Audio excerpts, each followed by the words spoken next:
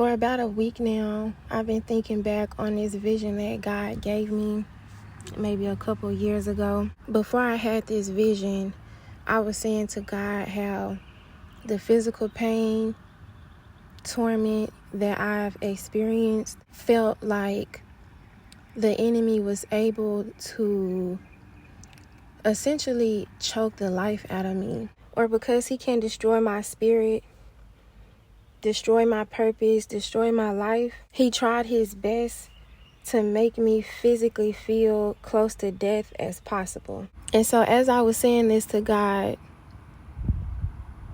2 or so years ago, he gave me a vision of myself. I was in this small, tight little bathroom with this black spirit. It was about 7.5 feet tall, and I'm only 5'4". So this thing was like towering over me. And it didn't have a face, but I could tell that I was looking it dead in the face, and it was looking at me. And I could tell that it was angry, past angry. I was looking at it with so much fear. I've never been that afraid in life, ever. And so this thing picks me up by my neck, like in a movie or something. It yanks me up by my neck and throws me up against the wall, hands still around my neck. And then it's just choking me. I cannot breathe at all. I felt no air coming in, no air coming out. I couldn't say anything. It was just pressed up against my neck. And I'm looking at it in his face, crying. It just looked so angry. You could tell that it was getting pleasure out of seeing me clinging to life. And I remember in the dream just feeling like, why don't I just die? Like, I don't stand a chance against this thing. I felt so powerless. I felt like there was nothing that I could do. So ever since that vision, sometimes I would just go back to it sometimes in my mind. But it wasn't really something that I liked to think on because it was scary. It was so scary. Who wants to look a demon face to face? So fast forward to this week, I found myself kind of thinking back on that dream, feeling like I had the victory over that thing. Last night, I woke up out of my sleep to use the restroom, and I remember just sitting on the edge of the bed like, wait a minute, I don't feel really any pain at all. It just felt like something was gone. It was a feeling that I really just can't even describe.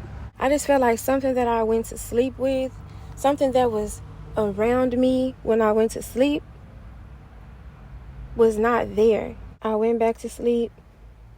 I woke up this morning, and I kind of still felt that same way. Like, something is just not here anymore. I really didn't understand what it was that I was feeling. I take my son to the bus stop. I come back and I start making me some breakfast. And as I'm putting the pan on the stove to fix my eggs for my breakfast tacos, I just had this strong urge come over me to hit somebody to hit somebody with that pan. And I'm not a violent person, I'm not really into that, but it was just a strong sensation to hit somebody with that pan. And so as I have this pan in my hand, ready to hit somebody with it, I start having a vision.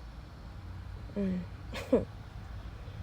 in this vision, I had on everything that I had on in real life as I'm holding that pan. And that same black spirit is now cowered on the floor, balled up on the floor like a baby, afraid.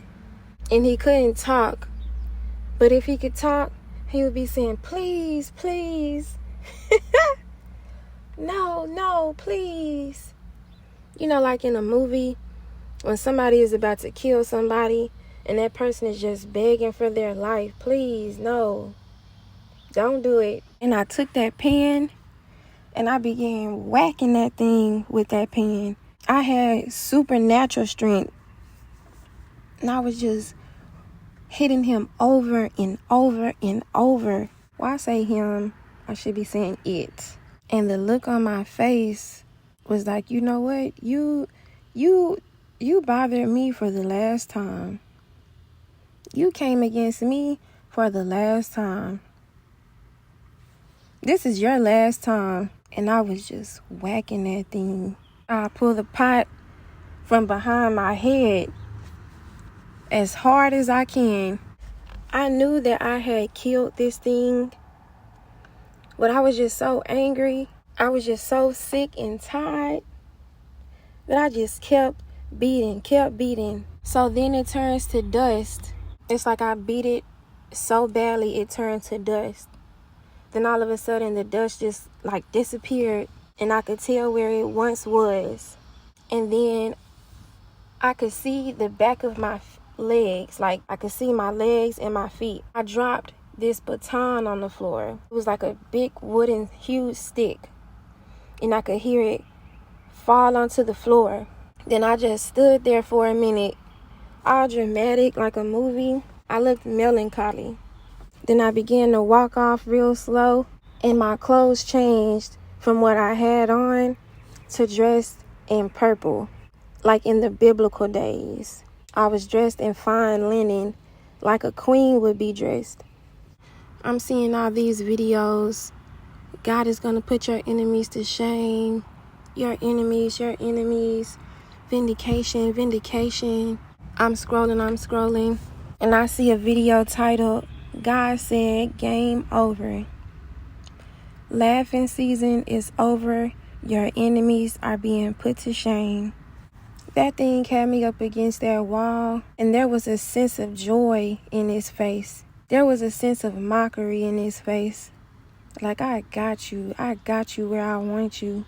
I know I can't destroy you, but I'm going to do everything in my power to make you feel my rage, make you feel my hatred for you and for your life, for your very existence.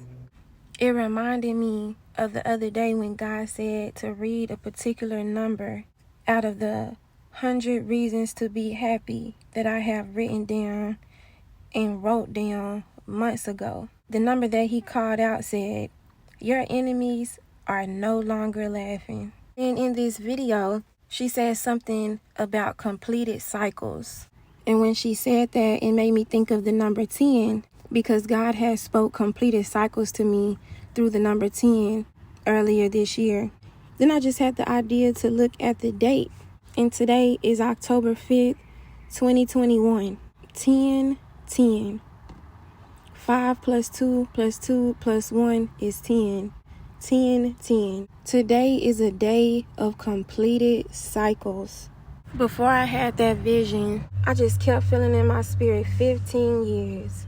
15 years of 24-hour, non-stop, never-ending pain, migraines, head to toe. 15 years. And God said to me, if you went to bed with someone for 15 years, wouldn't you recognize if you woke up and they were gone? I've been feeling anxious. I've been feeling jittery. I knew it wasn't anxiety. I knew it wasn't a panic attack. I'm like, what is this? Not even knowing, I was battling in the spirit. I was warring against my enemy in the spirit, destroying my enemy. That thing had nothing for me, a completed cycle, the end of something that I thought would never end. I was saying to myself on that bed in the middle of the night, like, Lord, you really did it for me. You really did it. You said that you were. I did not believe you. I knew you had the power, but I didn't understand how. How could you put my enemies to rest? How could you put my enemies to shame? And I'm not talking about natural enemies, because what can a human do to me? I'm talking about those hidden spirits, those hidden demons. I had a dream the other night And in this dream, these people came to rob the house that I live in now. And it was just me and the children who live here in the house. Those people I knew were not people. They were spirits. They were demons. And they were rattling things in the house, slamming doors, making a whole bunch of unnecessary noise, trying to make me fearful. And I was afraid. I didn't know what to do. I kept trying to call for help. I couldn't get my phone to work. And all of a sudden, I just knew that somebody was coming for me. I just knew that God was coming for me. This person pulls up in the dream. I live in a cul-de-sac. And when they pulled up, I hopped in the car. And I know that that person in the dream represented God. And I could just feel his spirit, feel his presence in that car. Then I hopped back out the car and I walked back up to the house and I said, y'all might as well come up out of here. Y'all might as well get out of this house. 'Cause I see you. I know you. I know who you are. You might as well come up out of this house. And one by one they came out. They didn't walk out with anything. And I remember thinking in the dream, why would you come to rob somebody's house and you're not even armed? You don't even have any weapons. I just knew that they didn't have a knife. They didn't have a gun. They didn't have anything. And one by one, they walked out dressed in all black, which if you see somebody in your dream dressed in all black, it represents death. It represents demonic spirits. And it also represents that that person is demonically possessed. So one by one, they walk outside holding their heads in shame. And they all stood in the cul-de-sac. And I could tell that they didn't even want to look at me. Some were sitting down in chairs, some were standing up. And I remember thinking, why are they still here? Why would you still be here? You tried to rob me, and now you're just still here. And then one by one, they walked away. They started walking down the street, sad, looking defeated. You have defeated your enemies. You defeated your enemies. While you were walking around, moping, all sad, feeling all discouraged, feeling like, why do I not have more things to do? Why haven't you blessed me with anything, God? You didn't even know that behind the scenes, your obedience, your faith, your perseverance was warring against your enemies. God allowed me to see firsthand what it is that I have done to my enemies. And that reminds me of Psalms 18:37-42. It says, I pursued my enemies and overtook them. I did not turn back till they were destroyed. I crushed them so that they could not rise. They fell beneath my feet. You armed me with strength for battle. You made my adversaries bow at my feet. You made my enemies turn their backs in flight. I destroyed my foes.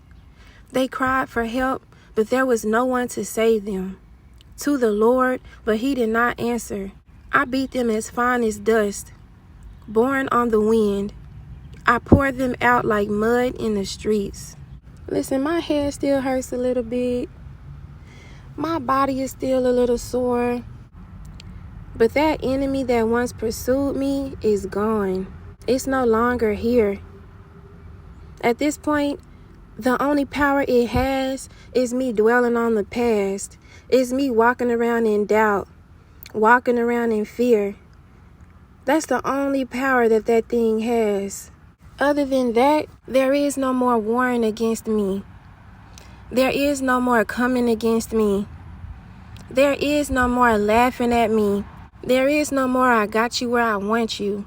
God says the enemy tried his best to get you to turn. I see a lot of y'all, and y'all are trying your best to keep your head faced forward. It's like I see death all around you. Just like in that house. It was almost like a haunted house. You know, you go to a haunted house and they're like beating on stuff and making unnecessary noise. trying to make you be afraid, trying to stir up fear in you. Jesus. And I see y'all, you wanted to turn to the left, you wanted to turn to the right, you wanted to look behind you because you could feel the presence of death. You could feel the presence of darkness. Jesus. You could feel the presence of your adversaries. Adversaries too strong for you. These demons were too strong for you. These spirits were too strong for you, and you knew it. You knew that if you did not keep your head forward, if you did not put one foot in front of the other, my God, that the darkness, that the death would engulf you. Then all of a sudden you looked up and it wasn't so dark anymore. You looked up and you didn't feel death anymore. You didn't feel the presence of your enemies anymore. Jesus. You felt life. Even when I look in the mirror, I could look at myself and tell there is something no longer on me. I used to ask God, please allow me to look in the mirror and see myself through your eyes, not the eyes of pain, not the eyes of shame, not the eyes of hurt. And I looked in the mirror today and I did not see a victim anymore. I didn't see somebody who had been tossed to and fro, beat up. I didn't see all the bruises. I didn't see all the sores. I didn't see any scars. I saw a warrior. I saw an overcomer. I am not a victim anymore. I kept hearing in the spirit, obliterated, obliterated. And I'm like, what? I knew it meant destroy, but I didn't understand why was I hearing that. Obliterate means to destroy utterly, to wipe out, cause to become invisible or indistinct, blot out, to remove from existence. You didn't just put your enemies to shame, you put your enemies to death. Those demons, those spirits walked down my street in the dream with their head held low, walking all slow, moping around, looking sad, because they knew they were walking to their death. These spirits, these demons, these sins that once plagued you, that you once thought you would never get rid of, they have been put to rest.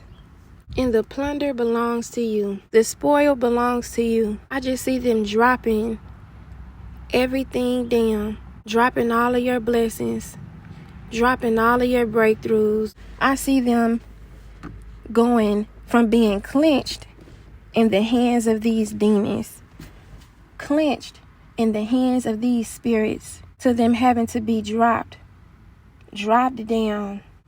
Your enemies are no longer warring against you. I've been feeling the need to celebrate, dance, sing, praise, scream, shout, because the time is here.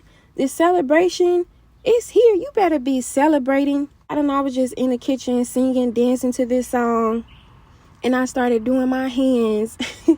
I started doing my hands like those people who work at the airport, and I just looked it up. It says they're called an aircraft marshal. But they're the people who usher in the planes with those little orange sticks. And I was doing my hands back and forth like that, back and forth. And I felt silly. But then I see a vision of this huge plane. Those planes that have 3 rows in them. The ones that are usually used to travel between countries. It was a huge plane. And I know that that plane represented everything that the enemy tried to keep from me. Everything that the enemy worked so hard to keep me from seeing, to keep me from believing in. When I say it's time, it's here, and it's not just for me, it's for everybody. I notice that some people get offended. Some people get bothered by it. And listen, that's fine if you don't see it, but I do. And I know that some of y'all watching this, you see it too. It's no denying it. It's no denying it that it's time. I was just saying to God, again, one of the 100 reasons to be happy. No more asking God, where is it? No more waiting. And one of them that he kept bringing me to over and over and over again. God will deliver me now. This person around me, they keep on saying, oh, I could tell you must have got some money. I'm like, no, I don't have no money. Not yet. But I got something worth more than money. I got my faith. I got my favor. I got my belief. I tapped into the promise. I didn't name this channel The Realm of His Promise because I thought it sounded cute. God said to me, welcome to the realm of my promise. Ain't too many up here. Ain't too many up here. Woo. And if you found yourself up here, it is not by surprise. It is not a coincidence. When God told me that, welcome to the realm of my promise, nothing has been the same since. Yeah, I still had to fight. Yeah, some old things from Egypt came into the promised land. But just like that vision, your enemies, Egypt, it's not just being destroyed. It's being wiped out. I just read the book of Esther the other day.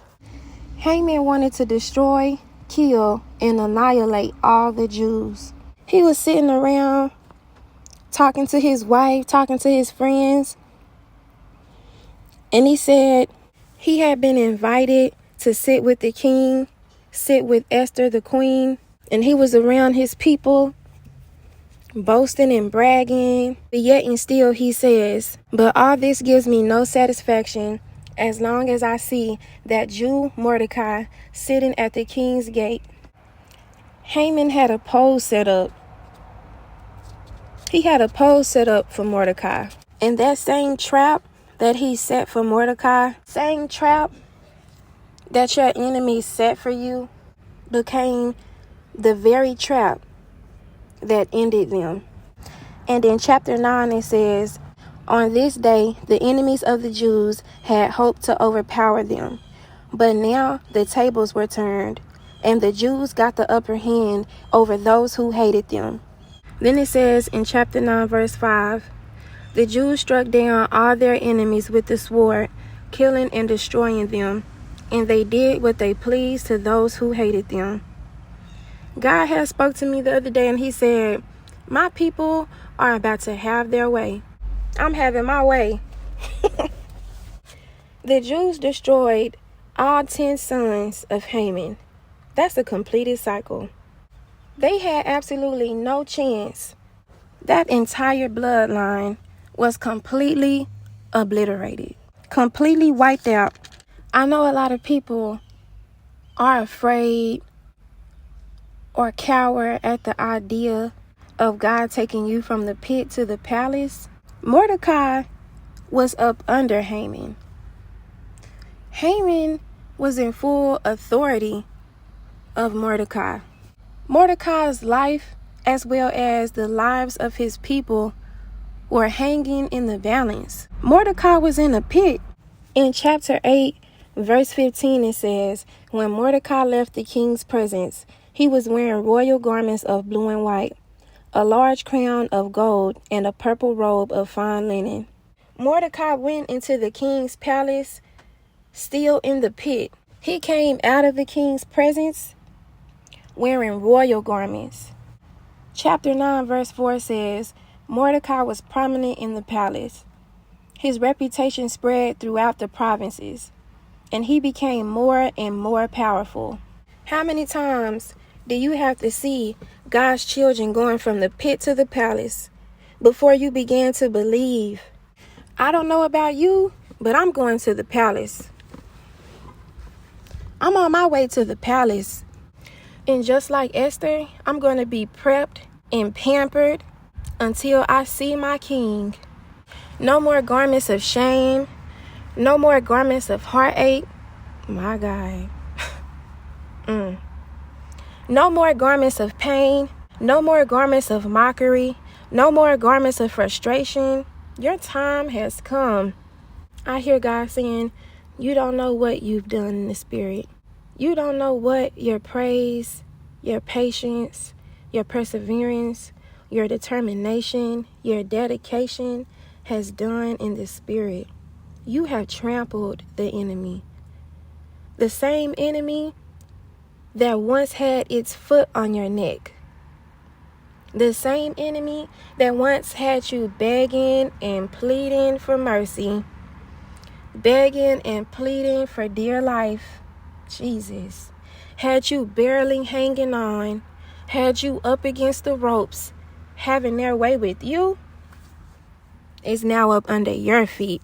It's a reason why everybody keeps looking at you. It's a reason why people aren't answering the phone anymore. It's a reason why all of a sudden people are tripping over their words. They don't know what to say to you. They don't know how to approach you. They don't know what they're looking at, but they feel a certain sense of peace, a certain sense of victory over your life. You have slayed in the spirit. You have put that enemy to rest. Think it not strange. Your spirit is celebrating for a reason. You feel all shaky and jittery for a reason. And I hear God saying, don't get scared now. You asked for this. Don't get scared now. Don't get scared to see his glory unfold now. Don't get scared to see the promise unfold now. I see some of y'all in the spirit like, wait, God. Wait, God. Woo. Give me a moment. Give me a minute. Prepare me to sit in this glory. Prepare me to sit in this joy, to sit in this peace, to sit in this promise. But how do you prepare for that? How do you tell God no when his glory comes raining down on you? Comes pouring down on you. You may have once been a victim. You may have once been oppressed. You may have once had the enemy's foot on your neck, but now you are the victor. Now you got the victory, and everything that the enemy had in his hands is going to come dropping down on you.